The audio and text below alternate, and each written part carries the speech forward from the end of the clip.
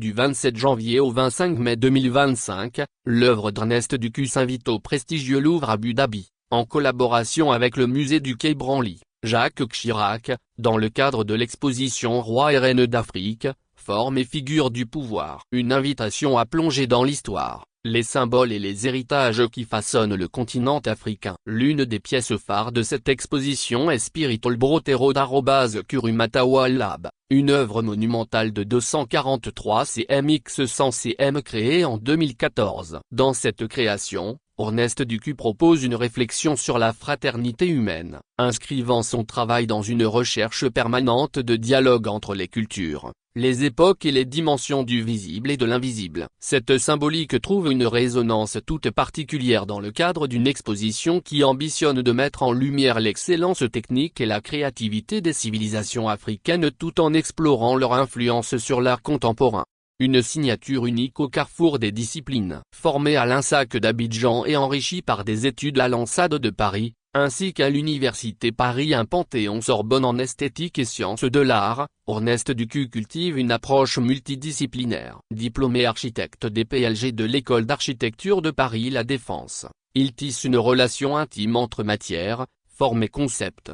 Son travail s'articule autour de ce qu'il nomme les non-dits qui encombrent nos mémoires. Ces non-dits, il les explore à travers une poétique visuelle qui oscille entre symbolisme et abstraction, convoquant des récits personnels et collectifs pour interroger l'héritage colonial, les mythes ancestraux et les quêtes spirituelles.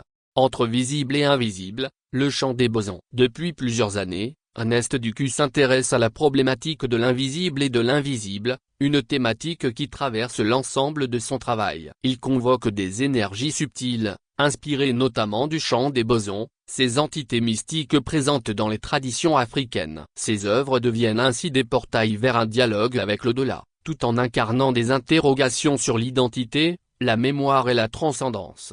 L'art au service de la transmission. Cette exposition constitue également une opportunité de réaffirmer le rôle de l'art comme outil de transmission et de réconciliation. À travers ses collaborations avec des institutions majeures et des figures comme Sitor Senghor, Ernest Ducu participe à un mouvement qui redonne à l'Afrique sa place dans le patrimoine artistique mondial. Chaque œuvre présentée dans Rois et Reines d'Afrique porte un témoignage puissant sur les figures historiques du continent et leur impact sur les imaginaires contemporains. Une invitation à la contemplation. Pour le spectateur, l'exposition devient un voyage à travers les âges et les mondes. L'œuvre d'Ernest Ducu, à la fois intime et universelle, incarne cet élan vers la création d'un espace où l'art réunit et transcende. Son énergie singulière trouve toute sa place dans cet écrin prestigieux, rappelant que l'Afrique, loin d'être une simple source d'inspiration, est un acteur central de la culture mondiale. Richard Latello Son Body. Actualité culture internationale.